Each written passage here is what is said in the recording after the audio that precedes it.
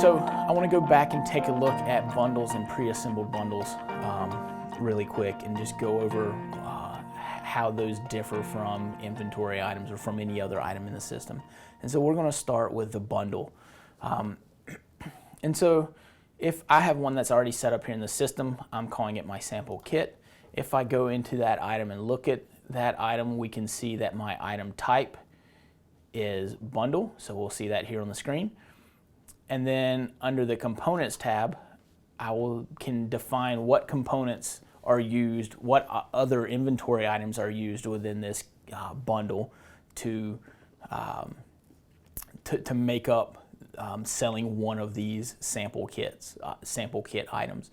So in this case, I have two different cigars that are in this that make up this bundle. So I have the Fuente Opus X, which it takes 5 of those, and then the Arturo Fuente 858, which it takes 5 of those. So that is my sample kit item that we're selling.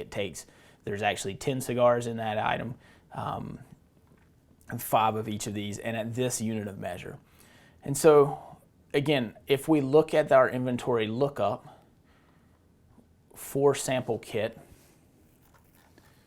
and so we have it here, I show that I have 3 on hand and 3 allocated. Now, I mentioned earlier that we don't track inventory for these bundle items, and we don't. What the 3 on hand is showing me is that I have, in the 3 allocated, is that I have enough components in my inventory now of those other 2 cigars to make up 3 of these kits. And so while we do not actually track inventory for that item, we will display and show you or show the user how much inventory is available of each of the components to make up however many of those kits or those bundles that can be made, in this case my sample kit item. And then I have 3 of them sitting on a sales document. So I can see, if I click on that, I can see that that's in a little warehouse sales document. And so what that'll look like then on a sales transaction, I'm actually going to drill into my item number and go look at my sales transaction. And so looks like I have those 3 on order number 73. And so we'll go take a look, and that will be linkable shortly to where I can click on that order number 73 and drill into that transaction. So we're going to take a look at this at order number 73 and look at how bundles appear on a sales document. So if we look at this document, we'll see I have the same bundle added twice, but we explode the bundle out showing the components on the sales transaction, and then I have control on the printed side as to what I actually show to the user, to the end, or to your customer at the time that I print the form. On the screen though, it's always going to show the components. The only time it would not show the components is if I don't have enough quantity. And so we'll use the same sample kit. I know I'm out of quantity for that item. And so when I add it to my sales transaction, it's going to show with a 0 quantity. I'm also going to get a message here at the top. I cannot increase the quantity of this right now. It's not going to blow my components out because I have 0 on hand to make this kit item or to make this bundle item. And so that's the only time that it would show, or you would get a bundle item on a sales transaction without the components. So I can see my component items. I can see in this case, these are linked together. So if I up my quantity, it is going to automatically up the quantity of my components based off of what I've defined in the item setup for this bundle item. And now there's 2 different ways that we handle pricing on bundle items. We can either price the bundle out at the bundle level, or we can price it out at the component level.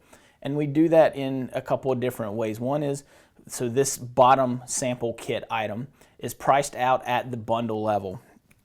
And so it is set to be, I set the bundle up to have a list price of $150. In this case, I'm not using price levels, but it would also work if I had a price level price. But I have the bundle set at $150. All of my components are set to 0. And so that's how it would default onto the sales document with 0 prices. I could go back and edit those prices. I could delete, maybe I'm out of one of these line items. I could move, or I want to swap it out with the customer wanting something else. So I could potentially bring that or take this item off and replace it with a different item. I would have to manually change my quantity based off of what I'm adding to it. So I'd have to set it back to 5 because it will default to 1 because this is essentially modifying my bundle on the fly. And then my price would come in based off the list price for that item, and I would have to manually edit that back to 0 if I'm pricing it out at the bundle level. The other option is to price them out at the component level. And so if I have no price defined for my bundle, it is just going to pull each price for those component items based off of how they're set up.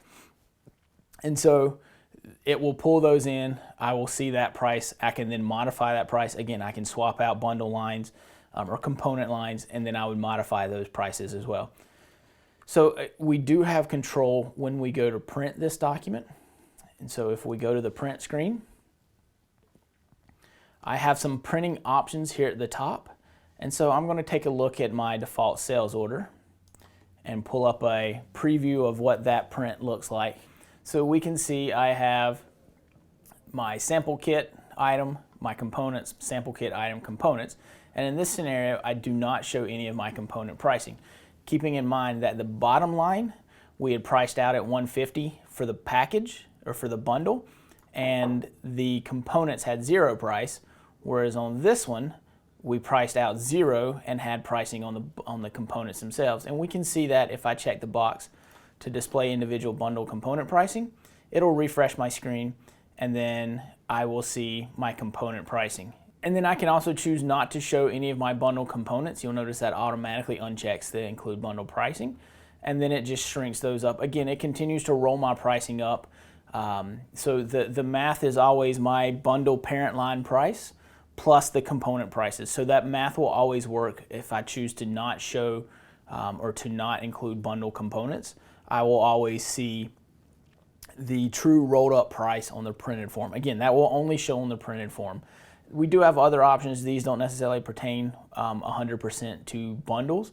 We have had requests for customers to be able to print estimates that show line items, but do not show line item detail pricing, just a document total. So if we uncheck that, I get just my line items and a document total at the bottom. I do not get a price on each one of the component or each one of the line items.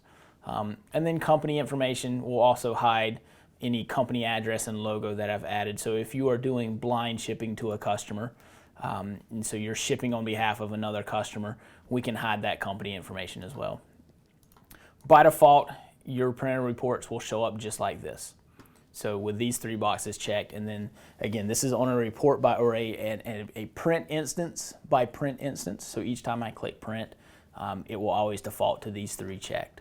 And again, emailing is handled the exact same way. So I do have some print control over how I display my bundles and my components of those bundles on my printed reports. Again, going back to the sales screen, it will always look like this on the sales screen.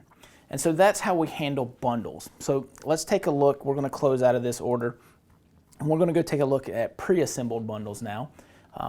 Setup for a pre-assembled bundle is very similar to, or is almost identical to setting up a bundle. So I have this 5-stick sample pack.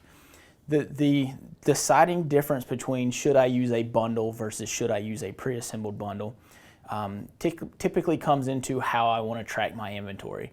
Do I want to track, so for this 5-stick sample pack, do I build this ahead of time and then stick it in my inventory and track inventory of how many of these sample packs that I have?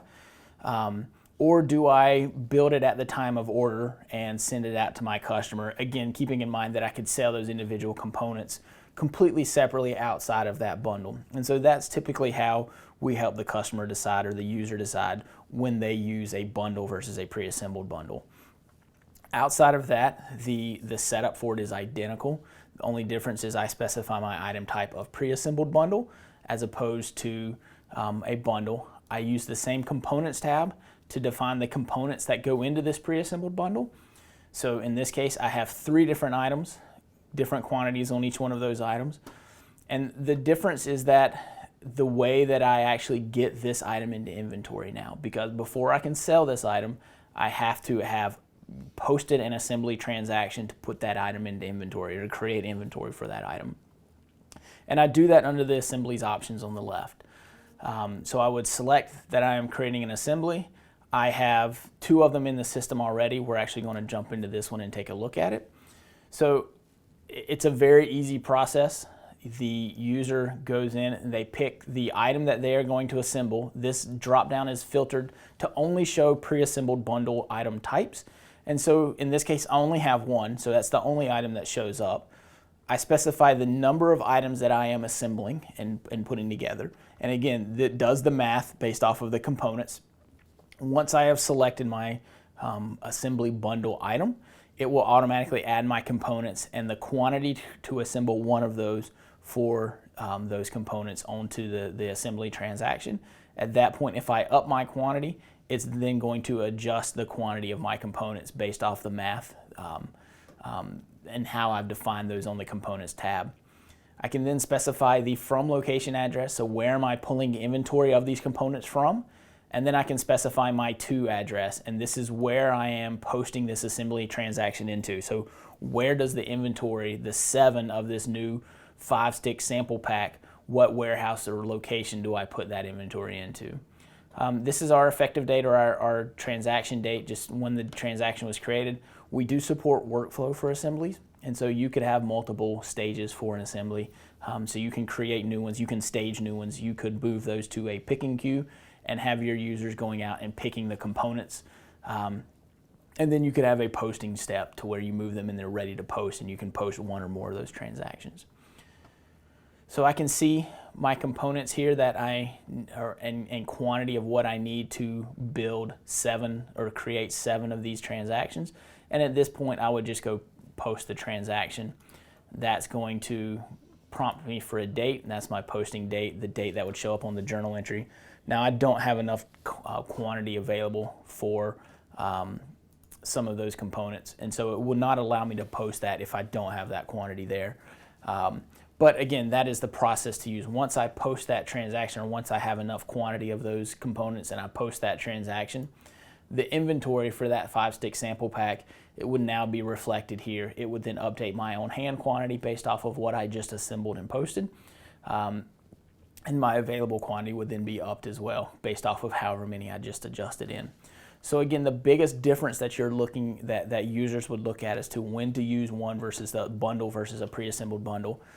It's how the process that you use and how you want to track that inventory. Do I track that inventory as a finished good, or do I track that inventory based off of how many components I have to make it up at the time of order entry, or at the time of fulfilling my order? I pull those individual components and send those as a